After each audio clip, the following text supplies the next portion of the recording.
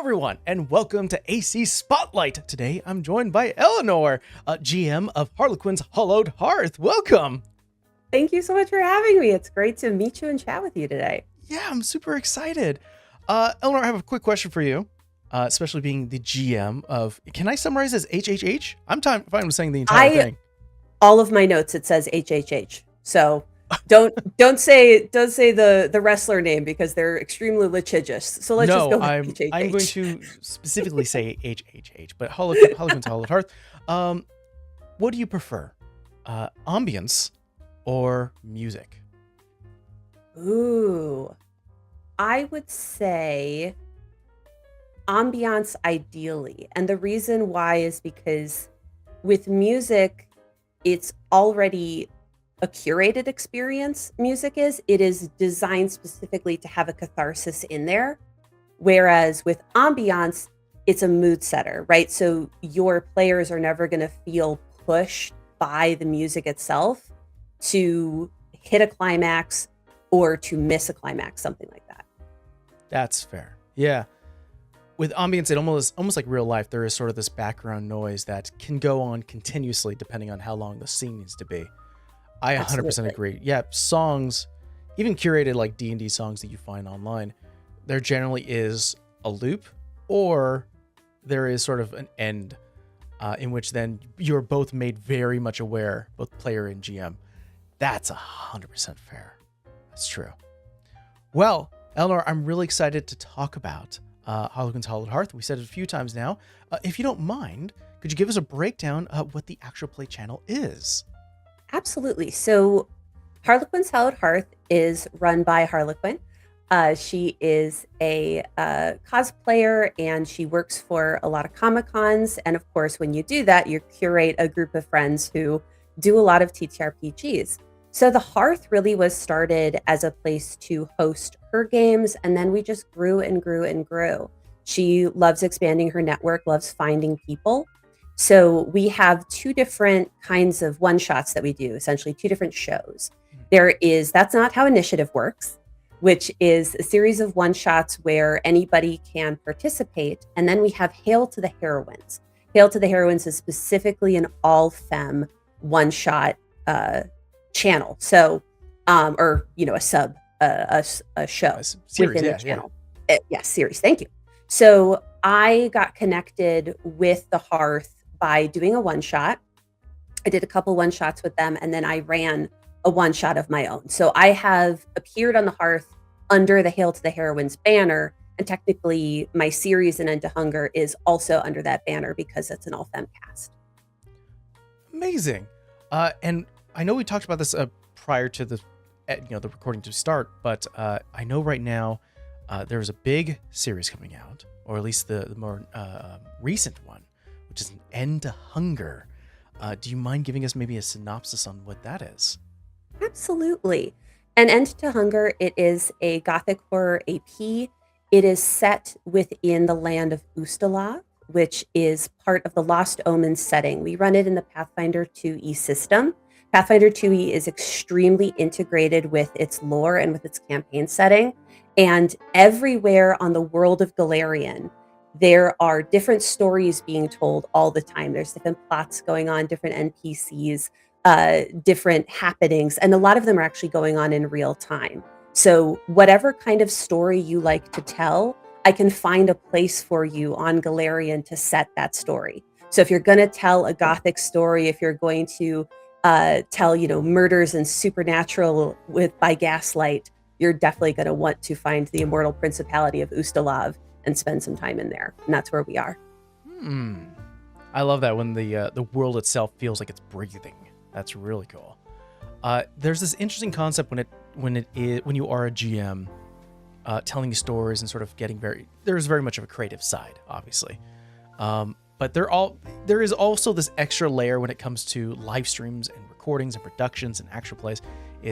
I think we even talked about it even before recording. It's like there's the audio problems, there's video problems, there's OBS getting overlays. Out of all of that, in terms of the overlaid experience, what is to you the hardest thing about running an actual play? The hardest part, we have actually found a way to mitigate.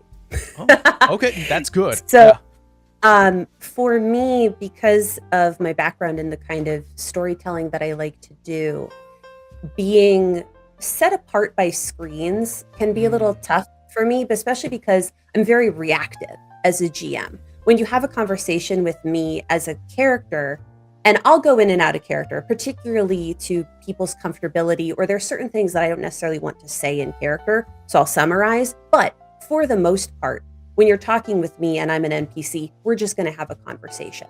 And doing that through screens can be really difficult. And when you are doing that, you want to have an extra element for people who are watching and not just listening to grab a hold of. A lot of people don't just like to look at the little boxes, right? To look at our faces. So we actually have the game running in a system called Tailspire. It's a program that essentially creates a 3D model world that is designed to look just like the models that you might purchase to run a game, or 3D print to run a game. And if you're familiar with Hero Forge, you can input your characters into Tailspire as well. So we have all of everybody's minis, they're custom made minis in Hero Forge. All of the NPCs are in there as well. And then we have an incredible cameraman who is semi-anonymous, but he is wonderful. And he actually controls the camera for us. So he will pose the camera so that you get shot reverse shots. He builds all of our sets.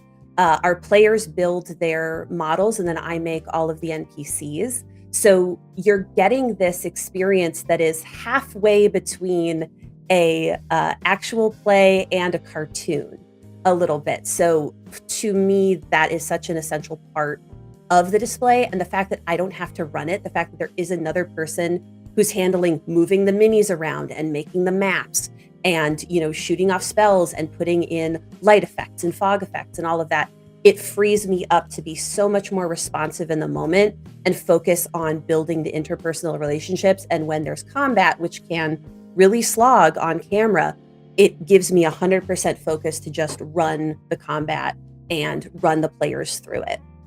That's amazing. You have more than just that's a producer. You have a full producer on your side.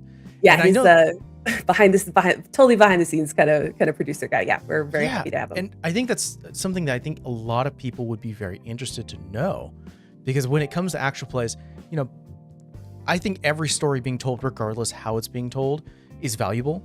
But I know that every actual play, especially within this world, we're always striving to find that new niche or something that is different from everyone else, because you do have to differ yourself. There is work behind it. And that is something I have not heard before, of having essentially like a cartoon video game cutscene experience without the GM having to really having to do the puppeteering, but you could focus just on GMing. You can have someone else do that. That's incredible. I haven't 100%. heard that before. Yeah, we tested it first when I did my one shot for Hail to the Heroines, which was called Midnight in the Broken City. So there are a lot of clips. If you go to my TikTok, Foibles and Fables on TikTok, you'll see there are a couple times where his work is actually highlighted as he's moving the models around and doing different things. It's very fun. I hope I don't oversell it, because there's no lip flaps, there's no dubbing or anything like that, but it does add, it's charming, and it's very much, banging the GI Joes together, right. or the Barbies together kind of vibe, which is really fun. At the end of the day, we're kids. At the end of the day, we're just kids playing around. So it speaks to that.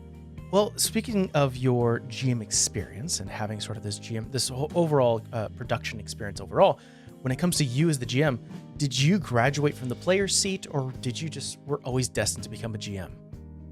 Definitely a graduate. I came into ttrpgs learning about them first, which it's funny because when I did that, there wasn't a lot of ttrpg content. Now that's super normal, right? People will watch Critical Role, they watch different live streams and stuff, and then they want to play. But when I first started playing, Critical Role hadn't really come out yet. It would be a couple years before it did. So I watched some YouTube creators, the Spoony one in particular, his Counter Monkey series. And then we're going to need to pause after you go through this. Yes. Yes, we can circle back to the Spoony one. Absolutely. But then I moved to a new city, and my only friend there had a weekly game. So I got to be a player. Our GM was incredible, one of the best GMs I've ever experienced. And I hope that I honor him with how I GM because he was so wonderful. And then when we moved back to my hometown where I live now, we started GMing, myself and my partner. So he had a world and I had a world, and we would go back and forth with our gaming group. And I still do play. I love being a player. I love doing both. They have different appeals to me. Yeah. No, that's fair. I'm very much in the same vein. I was a player for 8 years, and then midway through it, I was like, I want to tell my own story.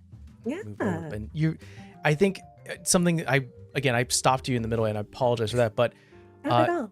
that is honestly so wild. That was my beginning experience of what TTRPGs was the spinning one. And I want to preface this as well. I know in recent stories and information I know about him now, not the best individual. True. During the time, there definitely was it was exposure that never was there, and definitely was a good digestible way to have it. Absolutely. I've met a couple people from that guy with the glasses.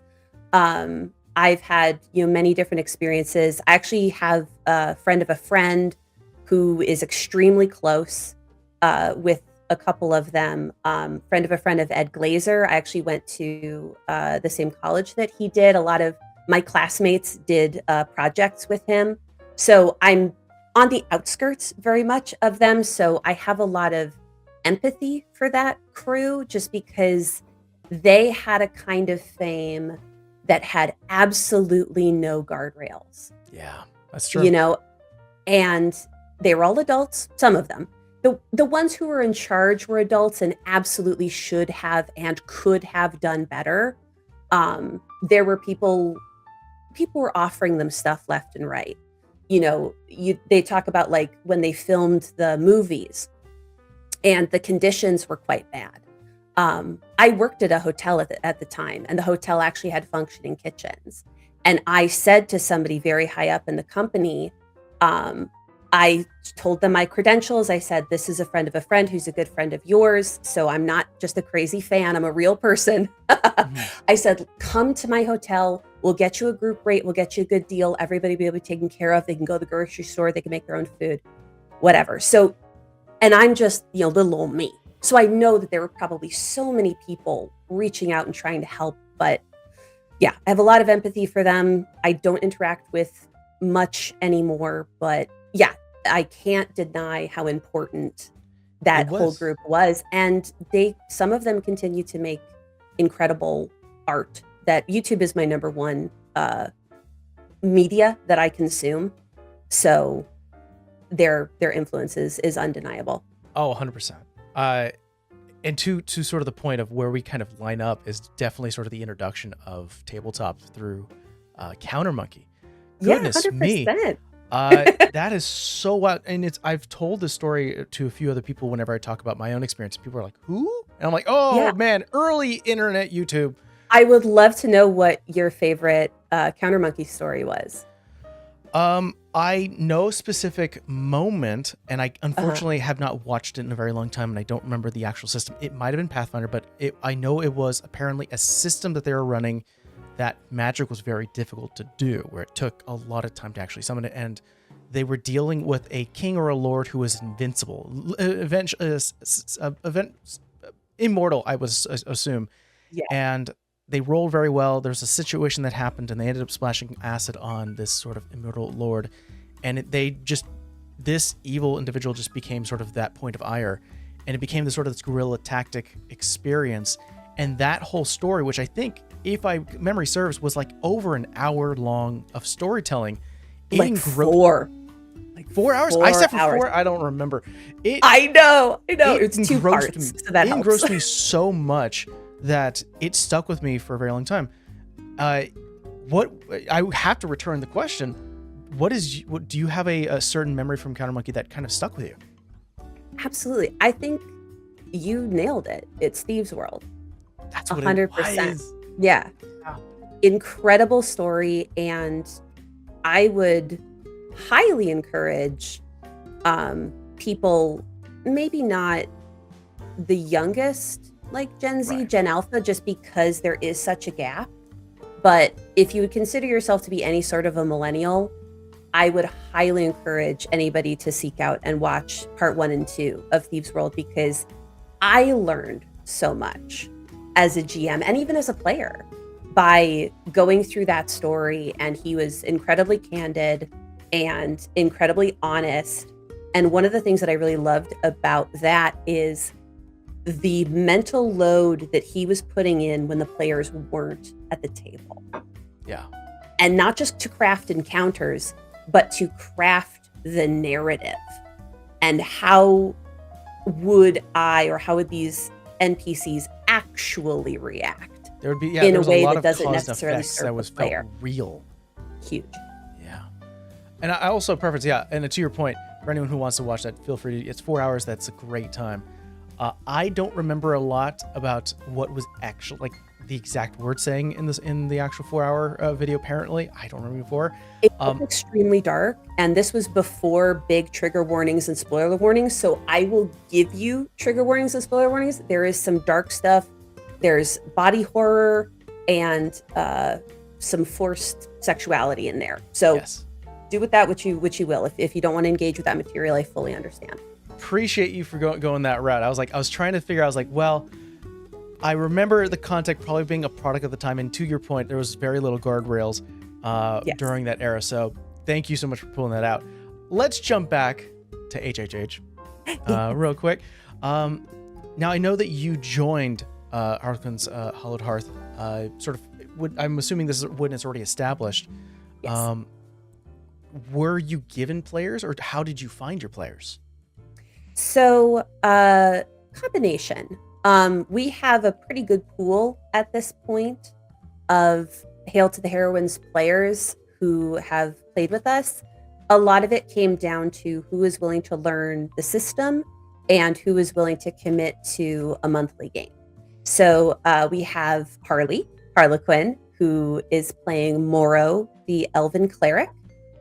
We have Nikki the Bee, and she is playing Sinza Duhan, who is a thaumaturge, which is a class which you won't find in 5e. Then we have Rafaela, or Rafa. She's playing Thimble, who is a witch. A witch is analogous to Warlock in 5e. There are some really, really cool differences that, if you'll indulge me at some point, if it's in the natural flow of conversation, we can talk about. And then we have Dawn, or Tea Time Geek. She is our least experienced player, which is fabulous to have because I love to run my games with a little bit of learning thrown in.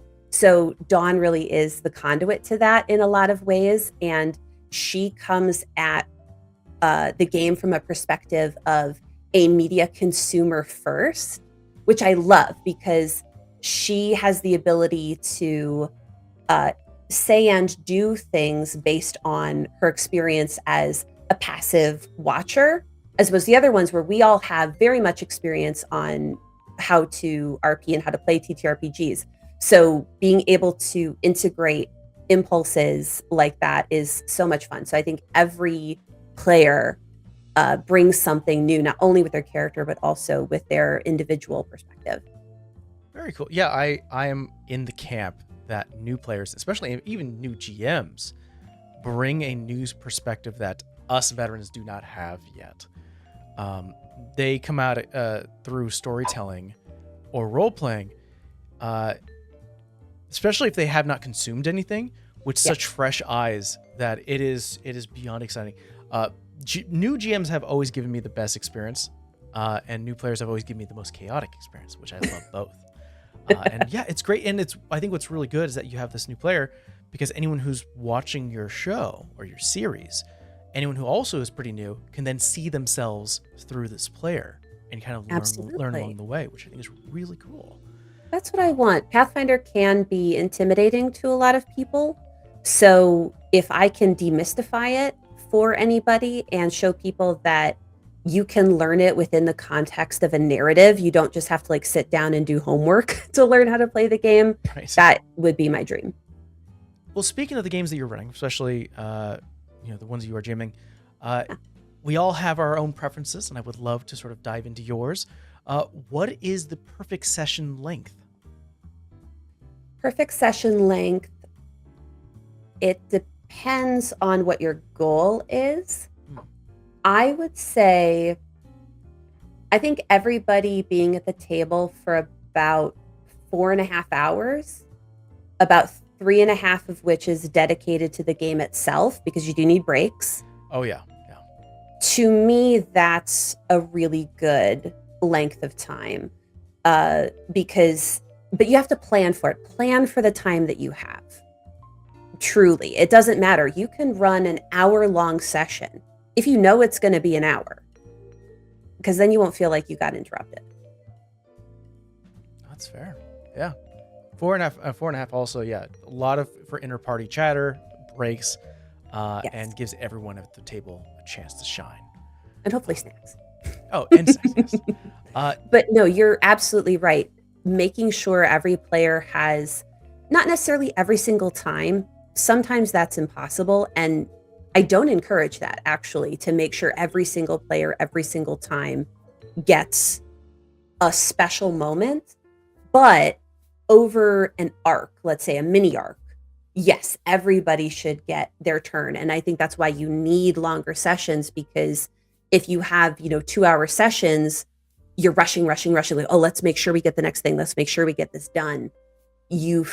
Everybody feels a pressure to push. And that doesn't necessarily make for the best time. We may as well be playing a video game at that point. Well, speaking of having the best time, I know that a lot of rules, and I've spoken to a few GMs where rules are very much of a rule cool, or rules don't need to be written in stone based on how we're experiencing the story and if it's fun for everyone. But there's sometimes it needs to be written in stone. So my question to you is there a rule at your table that is written in stone? Yes. It's funny to ask a Pathfinder player that, just because I'll tell you why. And it might not be the reason you think. The whole point of a game like Pathfinder is to create iconoclastic characters. You can get really nitty-gritty and really specific with the kind of character that you create, and they can be absolutely singular to you. I can make dozens of different bards, and they each do different boblins things. And goblins. Yeah. Yeah, absolutely. Goblin is a core ancestry. But when you're a GM, you have to be super cognizant of the build that your players are going for, because if you want a rule of cool, or you want a house rule, something, whatever, and it fully undercuts what your player was going for, you're not serving the table, right? So to me, the rules that are set in stone are the ones that are essential to my players at that table to make their characters feel like heroes. No, that's and fair. Don't fudge dice rolls. Right. Okay, that's pretty good. Yeah, I also say don't eat at during stream, but then again, for long streams, definitely have snacks. But great rule to have. Definitely don't fudge dice and sort of everything else. But I definitely want to weave this into the conversation in terms of writing. There's my segue. There's how I can pull it in. What do you mean? How did you write the witch class differently from warlock? What is the key differences? Oh, yes. Well, I cannot take credit for the witch class. I didn't write it, but let's talk about how, yes, because they function differently. And as I do write for my characters. So this is a completely fair question. The warlock we're all familiar with in D&D. Warlocks are charisma-based casters. Mm-hmm. They make a pact with their patron in order to gain power. Right? They are different from a sorcerer. A sorcerer is born with their bloodline. It is innate to them. They didn't ask for it. They didn't earn it. A warlock gives up a little bit of their free will in exchange for power. And I do not believe that warlocks and clerics are different. This is a whole other question. No, I do believe warlocks and clerics are different. Did I say that wrong? They are very different. Anyway, A witch in Pathfinder, they are an intelligence-based caster. So they have patrons, but rather than it being a deal or a meeting of will or, a dark, shady bargain, something like that, a witch makes an extremely intellectual choice. And they say, I will take in this familiar who you've brought to me and commune with this familiar daily. And together you will unlock the secrets of the universe for me. It's an extremely different proposition. And I love it because the witch becomes the perfect foil to the wizard. The wizard is the one who has the opportunity, the privilege, the luck, the circumstance in order to find a mortal patron in order to teach them magic. The witch is not afforded this for whatever reason. She is found, or he, or they are found by their patron who recognizes them for what they have and says, I am going to reach out a finger to you. You will follow it back to me. And the goal of the witch is actually to gain enough power where they can go to where their patron is and finally uncover who they actually are. Very cool. And I agree that like for warlock, especially because we do sort of, it's so heavily focused on the pact itself. From like a business kind of a metaphor, it very much is like an employee and employer. Yeah. The way you sort of describe the witch class, it very much it's not employer, it's partners. Mm-hmm. They're partners. Huge. And That's what's awesome. fun is a lot of normal deities can be witch patrons. So I love to think of it as the cleric has wisdom, right? Mhm. So the cleric is wise enough to understand that sublimating oneself before a higher power is the way to gain power, right? The witch is too smart for faith. So it's almost as if the deity has to make it so convoluted and complicated, and that's how they get you. And then in the end, it's like, it was me the whole time. Right. But you refuse to pray to me, and I get that. So I'm going to meet you where you are. I love that. I can definitely tell there's been a lot of thought in terms of how this would run in the world. Yeah. And now that we know that there's a witch within all an end of hunger, or to hunger, excuse me. Yeah, an end to hunger. And hunger. I'm excited to see how that plays out. Incredible. Let's see. When it comes to TTRPGs, obviously I've sort of mentioned before, there is this love of storytelling, love of writing, crafting. Whether we are doing role play scenes, we're doing combat or puzzles or what have you. But it's kind of hard to deny that there is sort of an extra layer when it comes to actual plays. Sort of what we're focusing here is there is this kind of passion you have to put into actual creation of something that is visual and audio. And that can sometimes come from like a passion of content creation. So it's kind of hard, it's kind of unique to meet people such as yourself who have sort of like a connection of the both of the two. Would you say, because I already have the idea that you have such a passion for TTRPGs, were you always interested in content creation? Yes, before we really knew what it was. Like I said, I'm the same age as a lot of the early YouTubers, and I went to school for the arts as well. What I didn't have was, I didn't really have a North Star. I didn't have anybody really to emulate, and unfortunately, I didn't have the confidence at the time to be my own North Star, unfortunately. I wrote a movie. It's terrible. I'll never show it. But I wrote a movie when I was 20, and I created a character for me to play who was confident, who was in control of herself, in business, who was in control of herself in romantic situations, who was glamorous, who was fashionable. All of these things that you would call me now, or you would have called me for the past maybe 10 years. But when I was 20, absolutely was none of those things. That character became my North Star. But it took a long time because, it was such an odd thing. So yes, I've always been interested in content creation. I started writing movie scripts when I was 15. They're all awful. Don't worry about it. You'll never have to see them. But yeah, I just wrote and I wrote and I wrote and I wrote plays and I wrote short stories and poems and parts of novels. And I wrote an entire novel, which maybe will see the light of day. Maybe. I think I'm waiting 5 more years and then it'll be like a period piece because it's set in 2014. But yes, creating was something I was always interested in. And it's funny you ask me that because, when drag exploded, what a lot of people realized is like, oh my God, this combines everything that I'm good at. And it gives me an art form to express myself. That's what ttrpgs are for me. It's like, it's everything that I know how to do in one place.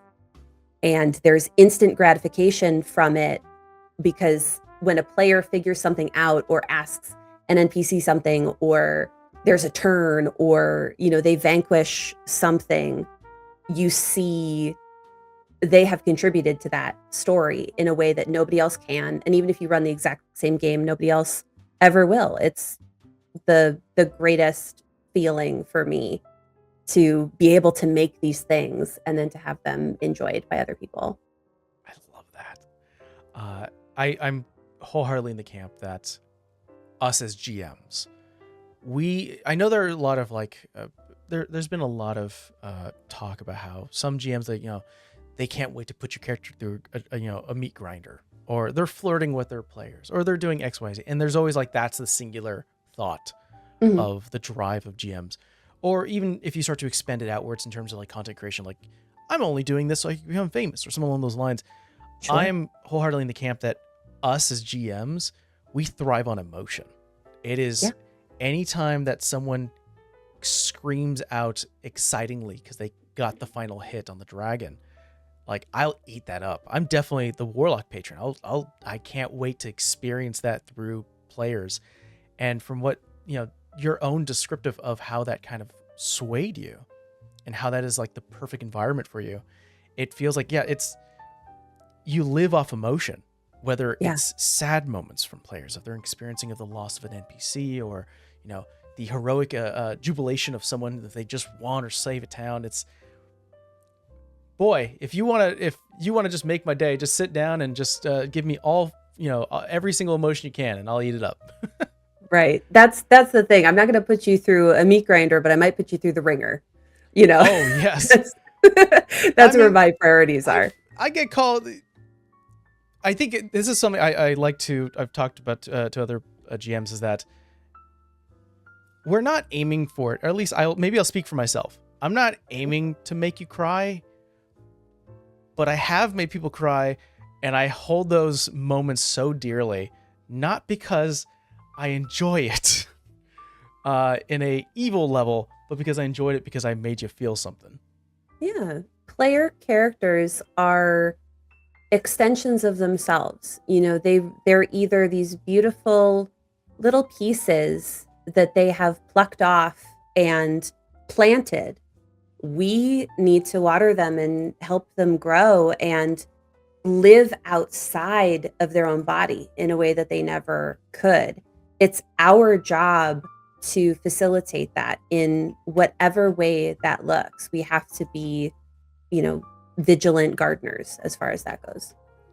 I cannot think of any truer statement and any more appropriate way to summarize the GMing experience and role than that. And I think, honestly, I don't think I want to soil that any further. So, Elanor, I think I want to thank you so much for joining me today and for sharing your adventures online for all of us to enjoy and to ingest and to fawn over.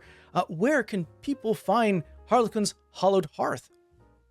Absolutely. So we are streaming on Twitch. We have multiple different shows on the Hearth there. So you can find us there, twitch.tv/Harlequin's Hallowed Hearth. You definitely want to be following us on YouTube. Episodes of An End to Hunger, they'll be about 45 minutes in length, are going to start appearing there. We currently have an artist who's making character portraits for everybody. So once those are ready to go, we're going to see those roll out. I don't want you to miss those. So please go subscribe to Harlequin's Hallowed Hearth on YouTube and on TikTok. If you want to follow me, I'm Foibles and Fables pretty much anywhere. If you're interested in learning more about Pathfinder 2nd Edition, please feel free to drop me a message, either on Threads or on Discord. I'm happy to chat with you or to point you to some resources, and I'm always happy to learn more too. Incredible. Well, until then, we'll see you guys next time. Bye.